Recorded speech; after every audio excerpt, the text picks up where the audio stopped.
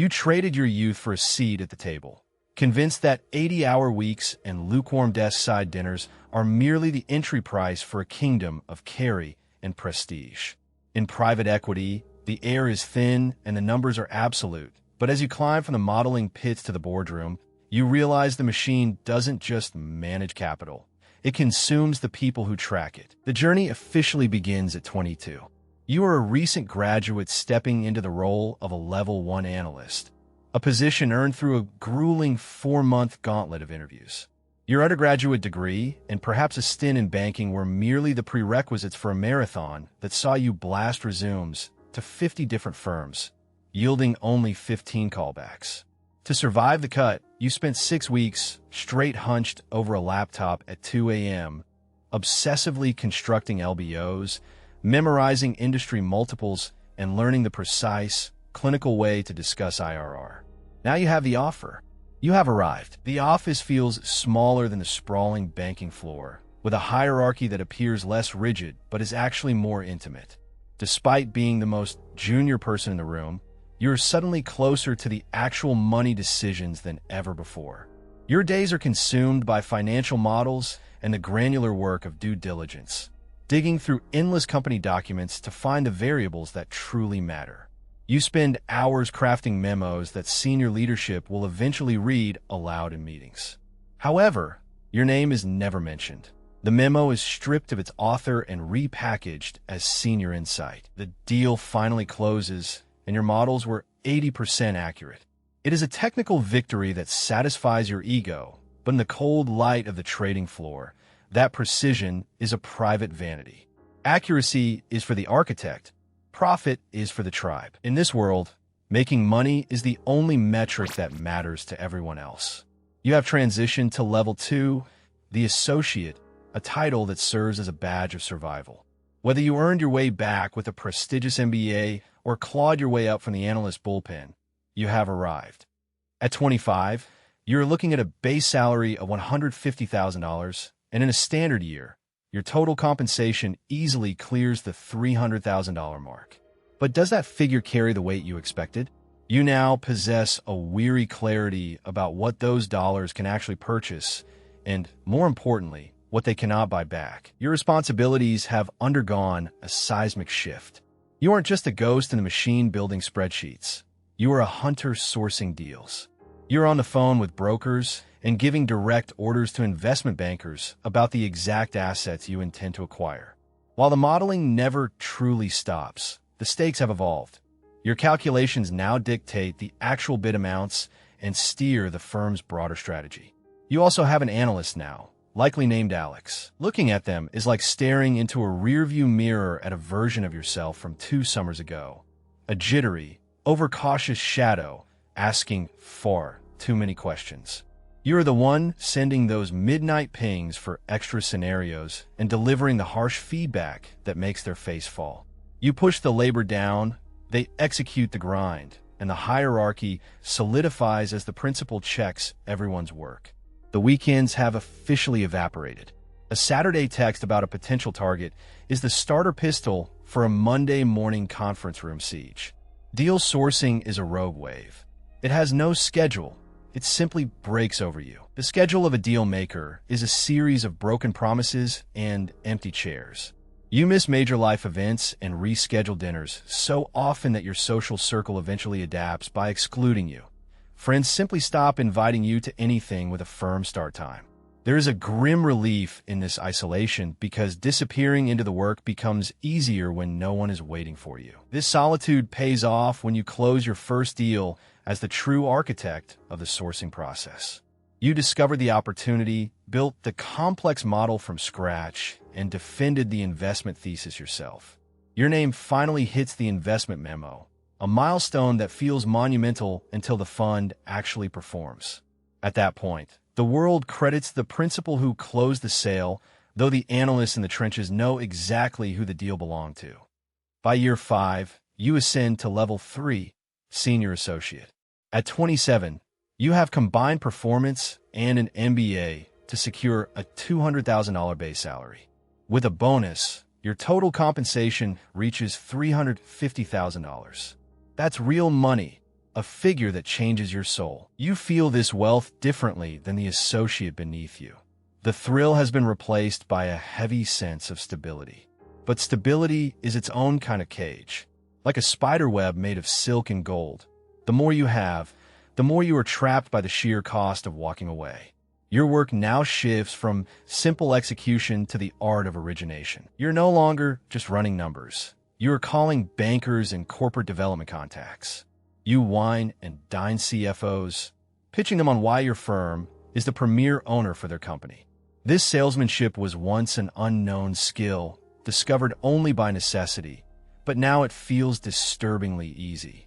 You now manage 2 analysts and their respective associates, a team of 5 people who execute precisely what you command. True influence is measured by how effectively you can move others, a level of professional leverage that defines your promotion far more than the raw numbers on your paycheck. You have mastered the brutal arithmetic of the sourcing funnel, touching dozens of companies just to distill 5 meaningful leads. Currently, you are managing 5 warm conversations, 3 of which have evolved into serious prospects. This is the industrial rhythm of the firm. It takes 3 grueling months to close a single deal, and while that clock is ticking, you are simultaneously hunting for the next target, monitoring the existing portfolio, and steering your team. Sleep has become a luxury you can no longer afford, yet your body has adapted to functioning on a mere 4 hours. While such a physical toll should be a cause for alarm, you find yourself disturbingly indifferent to the exhaustion. The grind is fueled by a singular obsession: carry. As an associate, performance-based profit sharing was a mirage, an unvested promise that remained out of reach. Carry is the finish line of a marathon, the moment where compensation shifts from a salary to actual wealth. By age 30, you have scaled the wall to become a vice president, a height where most of your peers have already fallen. Your base is now $250,000, and a strong year sees your bonus clear $400,000. Yet even that is just the appetizer. You finally possess real skin in the game through a small percentage of the profits. This alignment of interests changes your internal chemistry. When a deal underperforms, you feel the weight of it in your chest because it is finally your own money on the line. You have transitioned into the firm's primary relationship person, the one whom bankers and corporate development officers call with fresh opportunities before they even consider reaching out to the principals. Success in this arena boils down to a singular, cold metric: the ability to pick winners. Over the last 2 years, you have closed 3 major deals, and every one of them is currently performing. That track record creates a reputation that matters more than any other variable in the building. You are no longer just an individual contributor. You are a commander of a small, elite unit consisting of 2 analysts and 2 associates. You deploy them across various deals, possessing a granular understanding of their psychological makeup. You know exactly who will grind until 6 a.m. without a word of protest, and who will start to push back when the pressure mounts. While your management style is notoriously hard and demanding, your subordinates respect your honesty. You view this rigorous development of the next generation as a form of karmic debt, a necessary payment for the mentors who once refined your own raw talent. At 34, the trajectory of your life is measured by a new set of metrics. Your base salary sits at a comfortable $350,000, and once the annual bonus hits, your total compensation climbs to $600,000. Yet, in this world, cash is just the fuel, carry is the engine. With millions currently tied up in the carry of 3 specific deals, one of which has already achieved the coveted status of a unicorn, the math starts to change. This isn't just income anymore. It is the kind of generational wealth that will eventually buy your house, and likely every house after that. You are no longer just a worker. You are a stakeholder in the future. However, the nature of the work is shifting. As you close out one fund and launch the next, your focus moves from the grit of deal execution to the refined air of capital raising. You spend your days pitching to institutional titans, the pension funds, insurance giants, and university endowments that write $100 million checks without blinking. They demand a proven track record, seeking the rare assurance that you can consistently pick winners. You feel the gravity of these checks differently than you ever did before. The firm's very survival depends on your ability to deploy that capital effectively. In the office, you occupy the high-pressure vacuum of middle management, acting as a human shock absorber between the partners and the staff.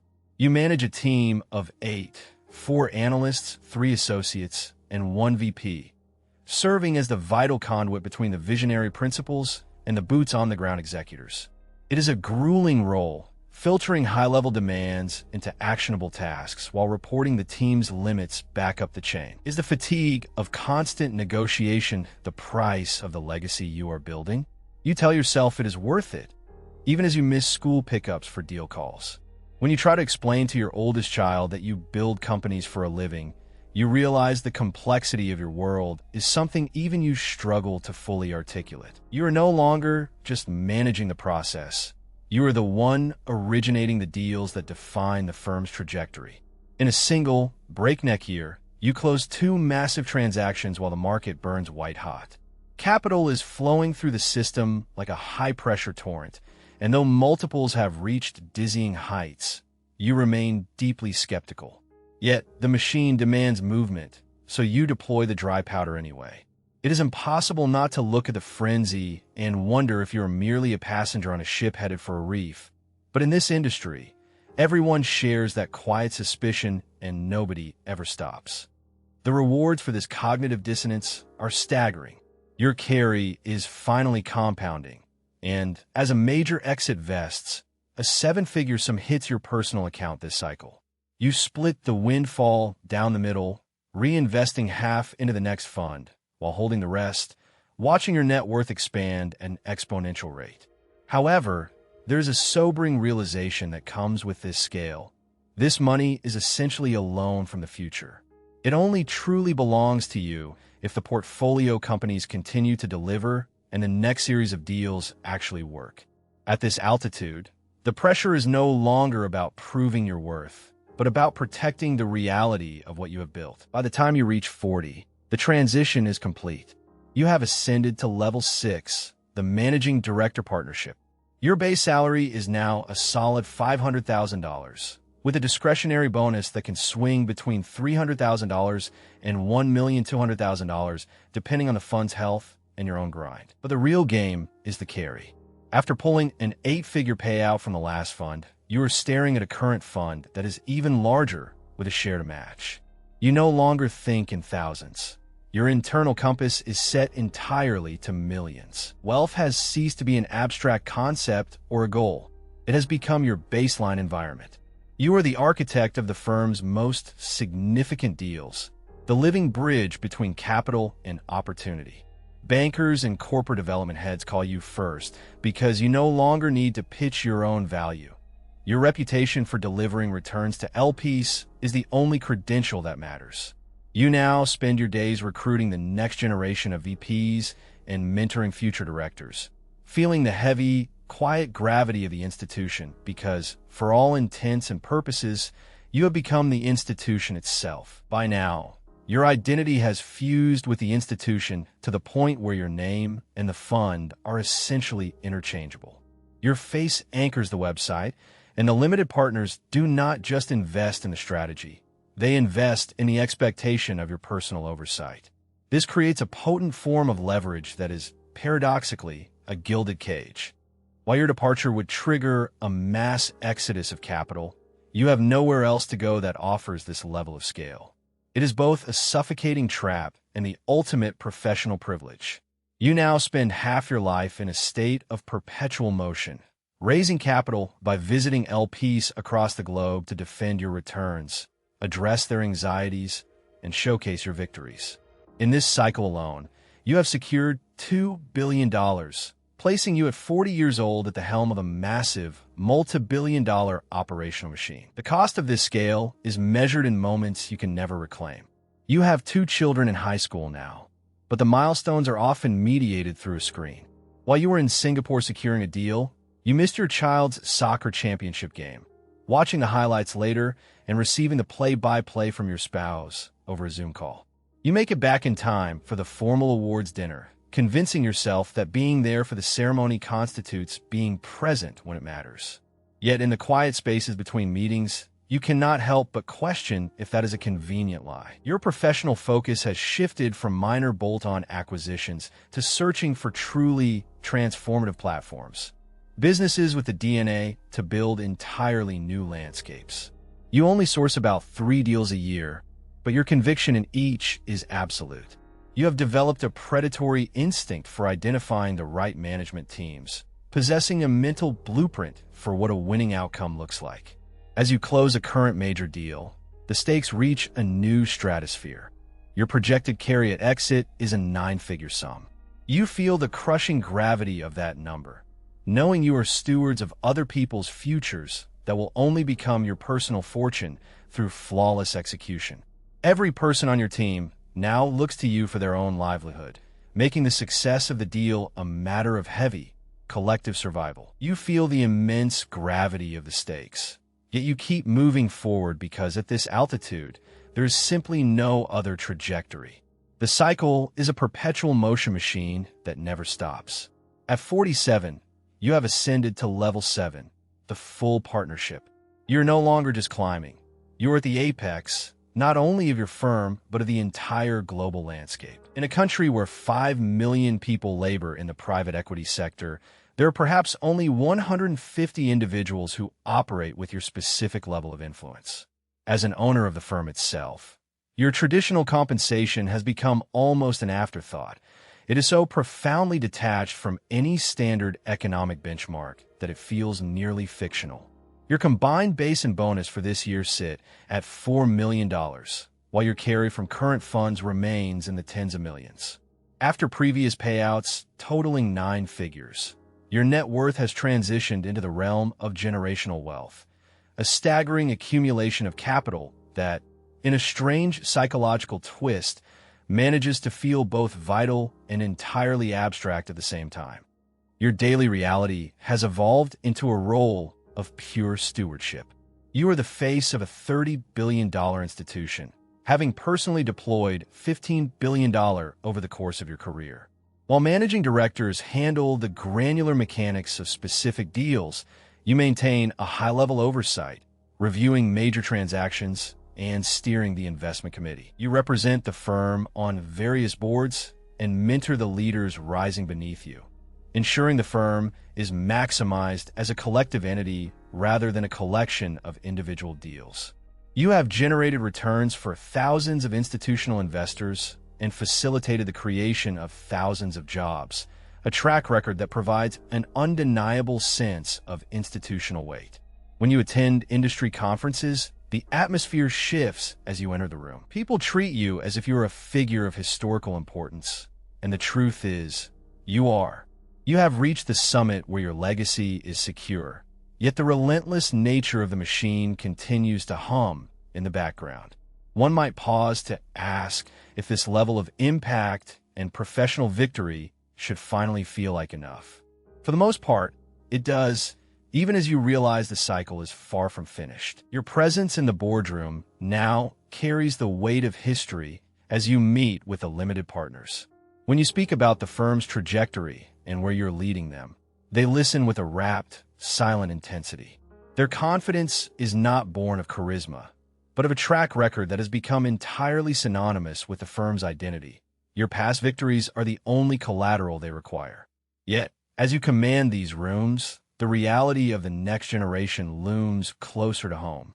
Your eldest is now in college, studying business. They have never expressed an interest in joining the firm, and you have carefully avoided pushing the issue. You understand, perhaps too well, that this industry operates on a ledger of brutal trade-offs. It is an exchange of the soul for a kingdom, and you are no longer certain it represents a fair bargain for your children. For you, the calculation was different because you began with nothing, and now you possess everything. The path you took is now fully illuminated, and while you can see every scar and every sacrifice it cost, you would not trade the outcome, even if you would never recommend the price to those you love. To finalize the deal, you must commit $2 million of your own personal capital, a firm requirement that ensures every partner is an inhabitant of the house they build. You believe in the management and the strategic path with a total clinical conviction. You're going to make an astronomical amount of money, yet you will wake up tomorrow and continue to work with the exact same relentless cadence. The cycle remains indifferent to individual finish lines. Even as you stand at the summit, a 22-year-old is finishing their final interviews elsewhere. They have spent 6 weeks mastering spreadsheets and building LBOs on their laptop at 2 in the morning, memorizing multiples and rehearsing the language of IRR until it feels like a native tongue. They have accepted an offer with a plan that feels clean and sensible. Stay 2 years, leverage the brand, and exit to operations. They fly in on a Sunday night, surprised by the cramped office and the suffocating proximity of the hierarchy. They check their email, see the project assignment, and open their laptop. They are learning the industry's most fundamental truth. The deal does not care how old they are, and the model will not wait for them to catch their breath. The wheels begin to spin for them just as they did for you, and the cycles begin again and again and again.